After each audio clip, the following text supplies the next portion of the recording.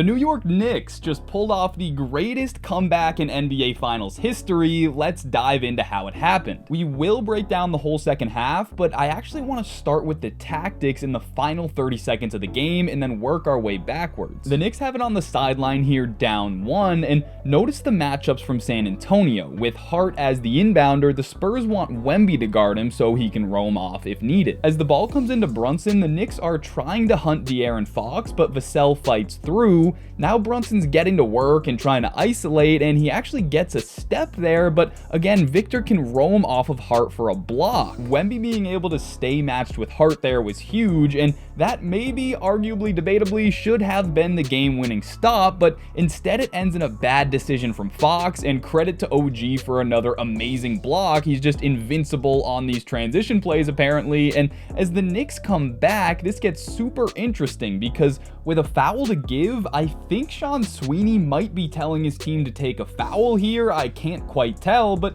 Fox takes it and fouls Alvarado. The idea there is that the Spurs can stop the Knicks break and set their defense, but it also means the Knicks are able to call a timeout, make subs, and draw up a play, and watch the confusion now from San Antonio. The subs for New York are Landry Shamet and Mikal Bridges in, and Hart and Alvarado out, and nobody on the Spurs knows who they're guarding. Sean Sweeney is again trying to direct all of this from the sideline, and Wemby takes Towns at first, but now Steph Castle walks over to switch with him, and Dylan Harper's up here like, yo, who is guarding Landry Shamet? There's nobody on him, so they end up moving Victor onto Bridges and Harper onto Shamet. Again, we can look to the mastermind Sean Sweeney, who gives the thumbs up, and I'm guessing the Spurs want Wemby off of Cat to keep him from guarding a potential pick and pop, but since he's on Bridges here, Victor is directly involved in the pin down. A lot of teams switch everything in this scenario, so immediately Wemby's out of the paint, guarding Jalen Brunson on the perimeter, and the Spurs send the double to try to get it out of Jalen's hands, but instead he launches it, and now OG has a wide open lane to crash with the Spurs' best rebounder away from the rim. Unbelievable tip in from OG, of course. But that whole sequence felt a little strange to me. Just let me know in the comments, should Victor be guarding Bridges here? Is there a better spot to put him, or was this just a total credit to the Knicks, nothing the Spurs could have done? Okay, that takes us to the final play of the game, and it's an absolute beauty of a play call from Mitch Johnson, where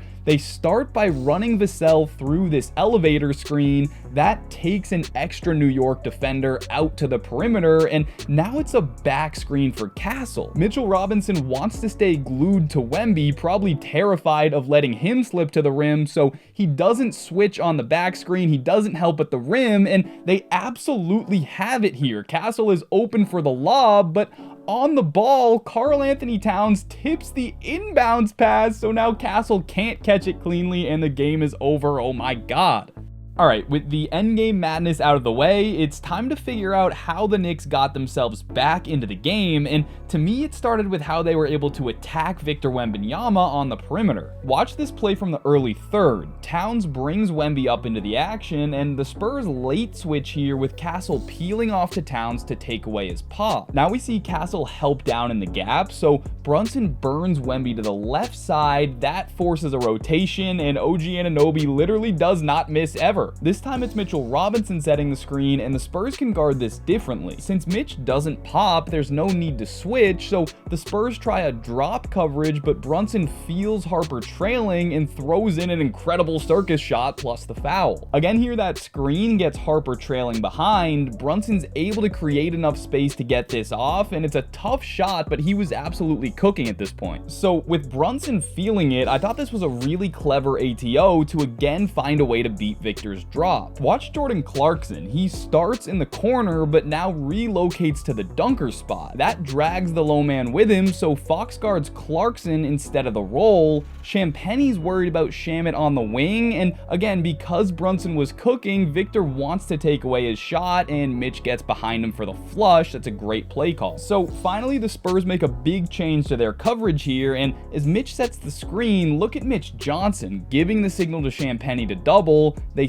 spring the trap so Wemby can stick with Mitch on the roll, and Brunson's trying to hit Clarkson in the dunker, but it ends up with a nice steal from Champagnie. Now the next time down, the Knicks are actually hunting Julian Champagnie for Brunson, but as they try to figure out their spacing, the Spurs send the double again, and the passing isn't quite crisp enough here to take advantage. San Antonio is able to recover and get another stop. Okay, now we're later in the game, and watch this. They want to bring Wemby up, so Towns goes to screen, but Vassell switches onto him, so now Cat just clears out and Alvarado drags Wemby up. Victor switches onto the ball, and it's a late double from Castle here, and this gets wild. The advantage is on this side of the court with a 3-on-2 here, but as the ball swings, it's a great read by Alvarado. The simple pass would be to Josh Hart, but I think Jose knows Fox is jumping in the passing lane to take it away, so instead he drives it and finds OG wide open in the corner. That is awesome quick decision making from Alvarado, but I do also wonder if this was a mistake from the Spurs, where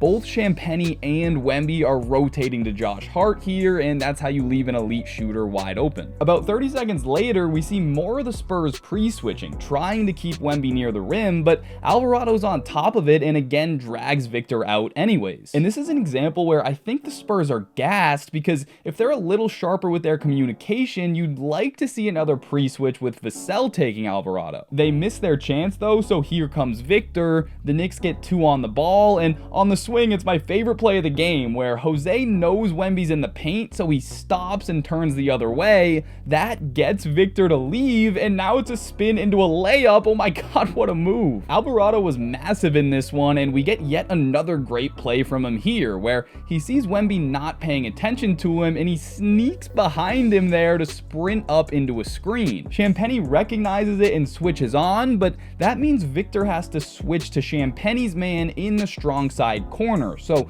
that takes him out of help position on the middle drive by Brunson, who draws a foul. Brunson is hunting Victor again here. This time the Spurs switch right away, and Brunson realizes they left Victor on an island. He passes to reset his dribble, and this shot probably belongs in a museum somewhere.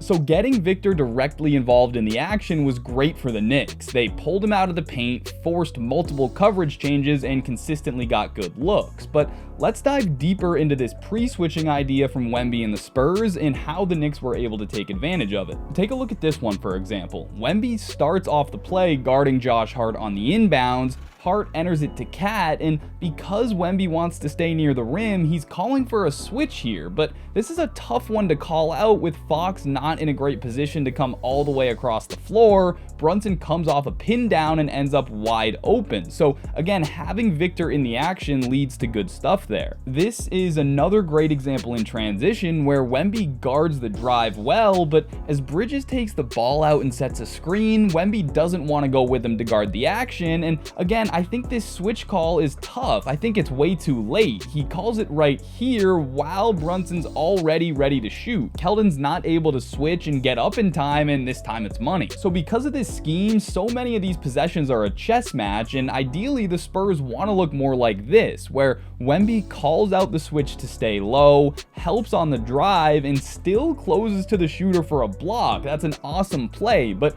this scheme is much harder to execute in transition, where he's switching off of Towns here, and it's a great skip from Cat to beat the coverage. Now, of course, this scheme's been awesome all year. These plays are just fun to watch for and see if the Knicks can move the ball well enough to beat it. But that game was absolutely insane. I hope everyone enjoyed it as much as I did. Let me know in the comments if you think the Spurs have any chance to come back in the series, or if they blew their best chance last night. Hope you all enjoyed the video. Thanks for watching.